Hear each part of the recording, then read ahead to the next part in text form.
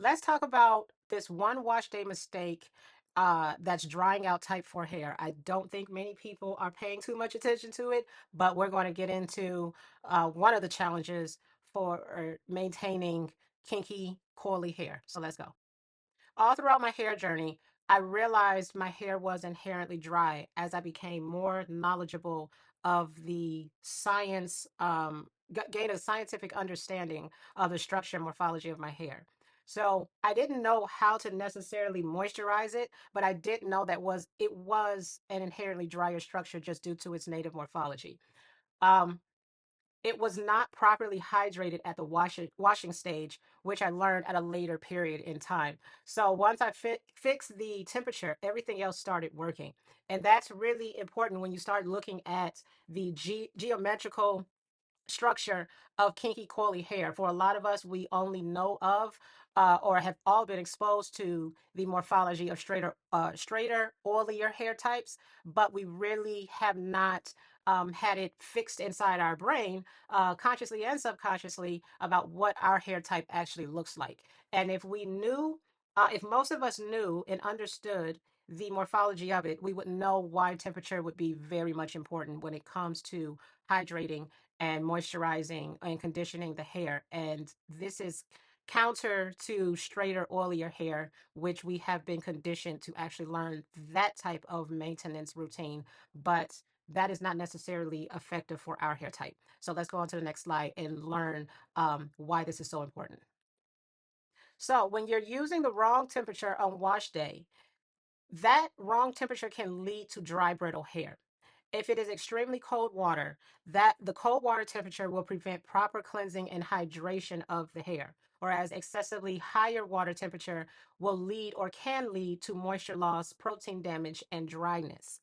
Most of the time, we don't focus on temperature, we focus on products. And for a lot of us in the natural hair community, we have become what's called product junkies, right? In which we can look at our closet, we can look at our linen closet, sorry, and our cabinets and see all of these products that we have tried and experimented with. And we're saying, okay, well, this one moisturized my hair a little bit and this one doesn't do anything. And that could be true. It could be not specifically designed for your hair type, right?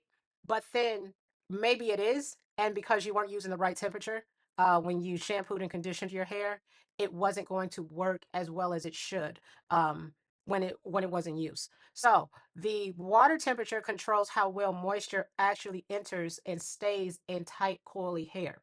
And that is going to be essential to um, how well we maintain our hair throughout the entire week up until the next wash day. I would say keep your products for now. There will be a slide that will be coming in the later weeks where we start focusing on product formulation and how to read those products and um, how to know which products will be best for your hair type. But for now, as you start out on this journey, if you are interested, and I have taken this upon myself, is that start out using the right temperature to shampoo and deep condition your hair, and then go from there and start to select the products that will actually work for your hair type as you move forward in your natural hair journey. On the left side of the screen, you will see three pictures. The picture in the top left corner shows a microscopic image of hair that has cuticle layers that overlay each other, and they're pretty much staggered. If the cuticle layers were actually measured, you would probably notice that they are very much similar in size, whether it's in length, width, or depth. Um, and then the second image just shows cuticle layers at three different levels. So one is compact, one would be considered normal, and one would be considered open. And that can determine, as some would say, like the porosity of their hair. And the porosity of your hair can change depending on temperature, depending on the products that you apply to the hair, which could be the can be, I would say, like the pH level um of your hair and what it's exposed to. And then it can also change. I'm sorry, it can be based on just the morphology or geometry of your hair type.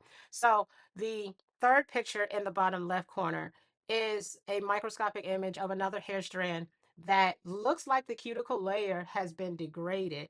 And that is what it looks like to me. I did not get the background image, the background information on this image, but it looks like this. It looks like degradation of a cuticle layer where it's probably been exposed to maybe base um, alkaline hair products or some type of heat stress. And so you see cuticle layers that are pretty much distorted, and it's not as what would I say, defined and regular in its uniformity as the image that's at the top left corner.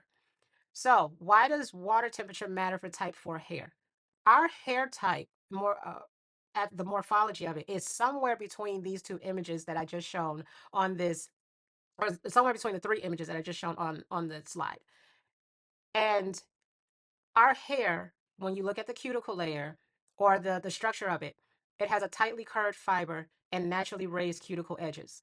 Those raised cuticle edges makes moisture movement slower and more fragile. Its cuticle or our cuticles is resistant to the penetration and movements of molecules, sorry, which is water and conditioners. And the cuticles do not lie flat in a uniform way. How you see in the top left corner, the cuticle edges are angled, partially raised, and unevenly spaced, not as badly as I would say the image that you see in the bottom left corner because that is damaged hair, but it is somewhere between those two images that I shown on this slide. So, the structurally resistant and irregular native morphology of type 4 hair creates non-uniform permeability.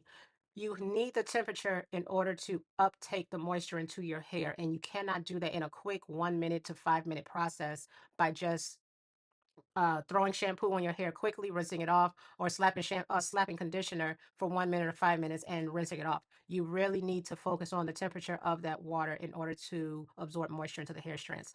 So if the temperature is not monitored, even the best shampoo and conditioner can fail if the thermal conditions aren't right.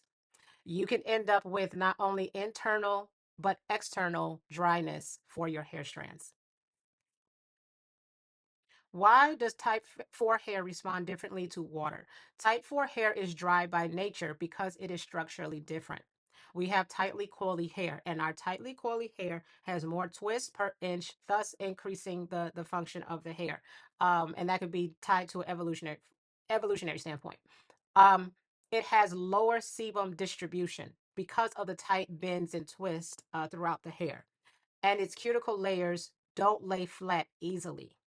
So as a result, our hair is going to respond differently to the uptake of water, and we need the temperature in order to properly hydrate. The controlled water temperature allows the cuticle to lift, allowing diffusion of water into the hair strand.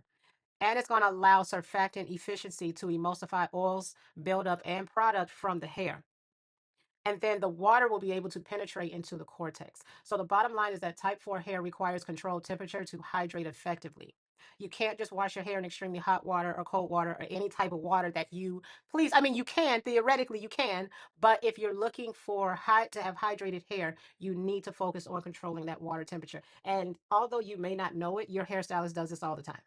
Those that cosmetologists that actually focus in healthy hair for their clients, they don't just wash your hair in any old random temperature that they deem to be completely fine. They do monitor the temperature when it's time to shampoo and condition and blow dry your hair. That's why it's going to vary from stylist to stylist, depending on the knowledge base that they have and they support and they continue to practice in their field, right? But for you at home, when you're not at the hairstylist, when you wash your hair, you also need to be concerned and focus and monitor the temperature of the water and the hooded hair dryer when you're doing your hair on wash day. What is the optimal shampoo temperature window? We know that hydration happens during the shampoo, and we know from years of experience now that it doesn't start with oils or creams. It starts with water. A lot of times in the past, I see a lot of women just spraying water, and I've done this too. We just spray the water, even if it's cold or room temperature water, because we're like, oh yeah, it's totally fine. It's gonna that we need the water for moisture, but we also need the temperature to properly hydrate our hair. And even my hairstylist has told me, if you want to spray your hair with water, you could just use warm water. So your hair will uptake the water easier into the hair strand instead of just spraying cold water on your hair. And I've made that mistake in the past where it's just like, I just fill my water bottle. with cold water in this at the sink, and I just start spraying. And it's like, yeah, you are supposed to have a little bit warmer water to properly hydrate the hair. But we don't think about the temperature most of the time. We're just trying to get water on there now, and we do know that oils and creams is not something that we should be using to so-called moisturize our hair. Okay, at the optimal range, that shampoo temperature is between 100 to 110 degrees Fahrenheit, also 38 to 43 degrees Celsius. And I want to be very clear that Fahrenheit and Celsius are not the same. 100 degrees Fahrenheit is not the same as 100 degrees Celsius. If you were to pour water on your hair at 100 degrees Celsius, you will burn your scalp. I see a lot of disturbing videos that have been coming out with these women all throughout the diaspora. And I don't care if it's in America or outside, they are braiding their hair, and at the end they're dipping their hair into boiling water. That temperature is 100 degrees Celsius. It is not 100 degrees Fahrenheit. And whoever is doing that, please stop, because you are damaging the hairs on your head. And I've even seen women pour boiling water on their scalp, on their braids, thinking somehow this is going to help the with the style of the hair. That is so damaging to the follicles of your hair. You are basically giving you're basically burning your skin.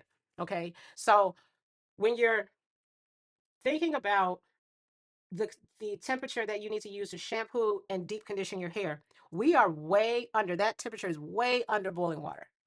Okay, I think boiling water is yeah, it's 100 degrees Celsius, and that should be 212 degrees Fahrenheit. Don't quote me on it, but that is if it is 212 degrees Fahrenheit, we're talking 100 to 112 degrees less that you need to be using when you shampoo. So this shampoo range is truly the water temperature you use when you take a shower.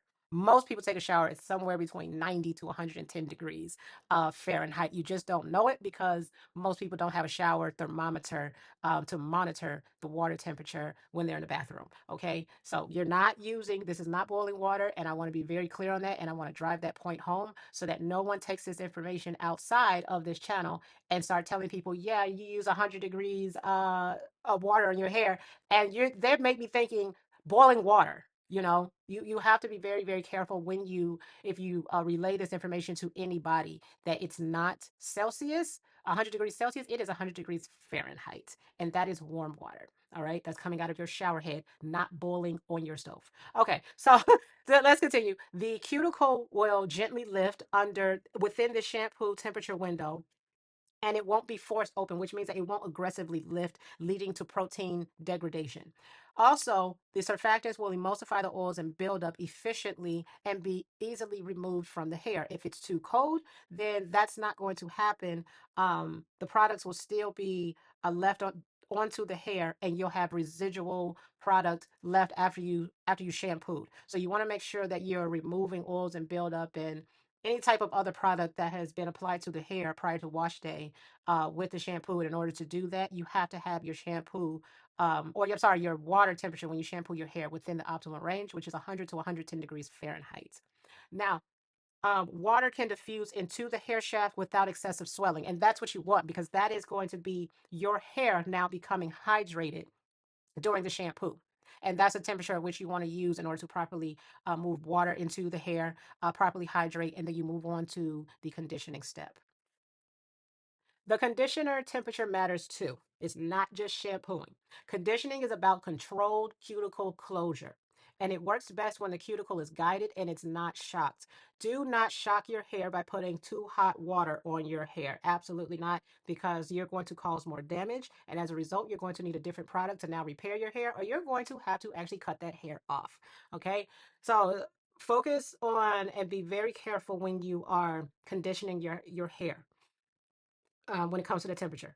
The conditioners are formulated with cationic surfactants, fatty alcohols, and film formers specifically designed for your hair type.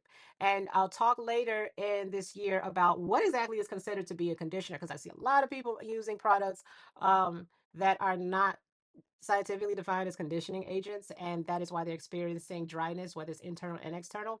But you want to use a conditioner that has been formulated with these three types of molecules or ingredients, and then you want to condition your hair under or between 110 to 120 degrees Fahrenheit. Now, the conditioner will also prevent moisture evaporation, rough cuticle edges, and breakage during styling. And that's why you want to properly condition your hair. So the goal is to have that internal moisture when you shampoo.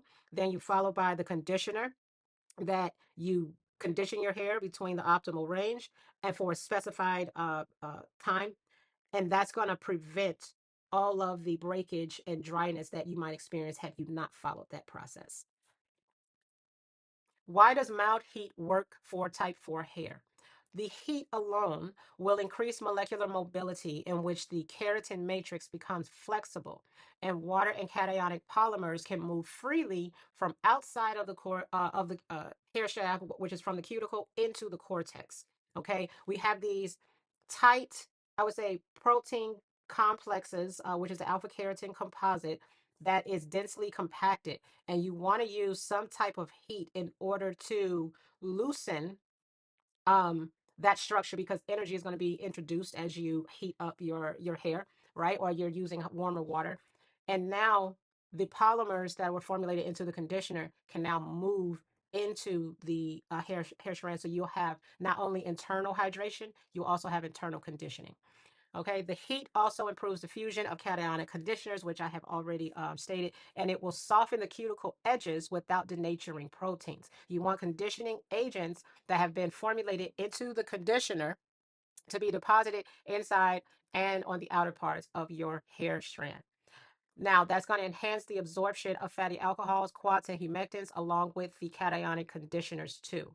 And this is why hooded dryers, steamers, and warm water rinses help type 4 hair. You're really looking to use that mild heat to condition and hydrate the inner and external part of your hair. And if you do it correctly, you will find that you'll need less product later throughout the week as you style your hair in between or up to the next wash day. Why this changes everything for type 4 hair? It's because it's not more product, it's better physics if applied when it's time to style and maintain kinky, curly hair. So, when hydration is done, if it is done correctly on wash day, what happens is that you'll need less product later because the essential role is to, sorry, the essential role is to have proper hydration during the shampoo cycle in which you would gently lift the cuticle for water to diffuse across the cuticle layer into the cortex of the hair strand, and then you would apply conditioning agents that would also be deposited onto the hair surface and within the hair strand for proper hydration and conditioning, followed by sealing, right? So if that's done correctly on wash day, over time, yes, your hair will lose moisture over a few days. However, you won't have to necessarily rehydrate your hair on a frequent daily basis if it's done correctly, if it's been if your hair has properly absorbed the water and has been properly conditioned. The scientific takeaway from understanding proper hydration and conditioning of the hair is that if wash day is where hydration begins, then water temperature is the gatekeeper. Proper temperature control will improve the internal water content. It will also reduce dependency on heavy occlusives such as butters, Blue Magic, Sheebie, and other types of heavy butters and oils on applied to the hair for moisturization. Proper temperature control during your shampoo and conditioning cycle will decrease breakage and tangling, and it creates conditioned softness, not just coated softness. And yes, there is a difference. A lot of times in the hair routine, we'll find women and men who apply heavy amounts of occlusives, such as Blue Magic or butters, and heavier oils to the hair, and the hair by touch feels moisturized. However, it could be internally dehydrated if proper hydration was not performed on wash day. So, with proper temperature control, you should, theoretically, you should have been able to create a conditioned softness internally and externally. And then, if you want to use an occlusive, which should be applied lightly to the hair for that moisturization feel, then go ahead and do so. But it should not be heavily relied on if proper temperature control is being followed carefully and meticulously or strategically in order to take care of and maintain kinky hair. Here are the temperature ranges for wash day. When you shampoo your hair, it is expected that the hair should be shampooed between 100 and 110 degrees Fahrenheit. That would be 38 to 43 degrees Celsius. For shampoo, shampoo is 100 to 110 degrees Fahrenheit. That is usually the temperature, your shower temperature. I have a thermometer and I monitor my shower temperature, so I know that it's about 105, 106 that I shower on, sometimes a little bit less, but we're not talking about boiling water here. We're not. We are way below boiling water. All right. So, rinse conditioner for detangling will also be 100 to 110 degrees Fahrenheit. So you're going to shampoo and apply, rinse out the shampoo after you shampoo twice. Apply the rinse conditioner to tangle your hair, and then you're going to rinse that conditioner out with the same water temperature that you use to shampoo. Once that's rinsed out, you apply the deep conditioner. Then you deep condition between 110 to 120 degrees Fahrenheit, which is slightly higher than your shampoo and rinse conditioning detangling temperature. All right. So you'll sit under the let's say a hooded hair dryer or conditioning cap at 110 120 degrees Fahrenheit. This is commonly the temperature that your hairstylist uses. You just don't know that he or she is using that. um but that is the optimal temperature range to properly deep condition kinky hair. Once that hair has been conditioned, then when you rinse out the conditioner, it's slightly lower than shampoo temperature, which should be between 90 to 100 degrees Fahrenheit. And that's really, you don't want to rinse your conditioner out at a higher temperature because you want the molecules that have been deposited, the polymers that are on the hair, on the inner and outer surface of the hair, to remain on the hair. So you just want to wash off the product, but not necessarily all of the components that are that were formulated in the product to maintain the hair in a conditioned state for a long period of time. If you get that part. Okay, so your rinse out conditions between 90 to 110, I'm sorry, 90 to 100 degrees Fahrenheit. Then your final rinse, which is a cool rinse that nobody likes, that your hairstylist probably does, and you don't think that's essential when you wash your hair at home, is that you want to rinse your hair between 70 to 90 degrees Fahrenheit, right? And it feels cold to, it doesn't look like it's cold to the eye, because you think it's 70 or 90 degrees. That's basically like summer temperature. But for your shower, that is quite cold, going onto your scalp. And a lot of people will tell you that, for those who do cold water rinses, if they were to measure their temperature, they would notice it's probably like 70, 80 degrees Fahrenheit that they're actually measuring, which is quite interesting, because when you think of 70, 80 degrees, you're thinking of warmer, hotter temperature. You're really not thinking of cold temperature at that measurement. But anywho, in summary, if you want to, these are the temperature ranges you would follow for wash day for your hair to be properly hydrated and conditioned. Here's the, or here are the references that were used to compile this slide deck for this week. So if anyone wants to take out independent time to read the textbook or journal articles that are posted in this slide, please feel free to do so. If you have any questions, please ask them in the comment section, and I will do my best to answer those questions, preferably compiled in a video where I go through everybody's questions. But go ahead and pause the video if you need to, and take a mental note of these references so that you can have something to rely on outside of this slide deck if you want to look into this information at a later date. But for now, we're going to move on to what's coming next. In the near future. Just to recap, here is what's coming next. Some of these topics I have already posted, like the structure and morphology of kinky hair compared to straight hair. And we will go over in the next video what is the purpose of a rinse conditioner and why is it needed before deep conditioning, along with some other topics focused on, or concepts focused on, deep conditioning and is it required for coily hair. And then later on in the coming weeks and months, we'll look at how to control your shower temperature, how to calibrate your hooded hair dryer, and so forth. And we'll go through occlusives. But this is just a glimpse into what's coming over the next 9 weeks. For right now, for January, I'm going to go ahead and I'm going to post, I want to say videos that cover 3 to 4 videos that cover 3 to 4 different topics that's on this list. And then we'll just continue the conversation so that everyone can have a better understanding from a scientific standpoint as to what's happening with kinky hair, and that hopefully we reduce our um, our challenges and our obstacles that we encounter when we start to style and care for our hair type, which is type 4, 4C, kinky, coily, however you want to define it. So I will see you in the next video, and take care for now.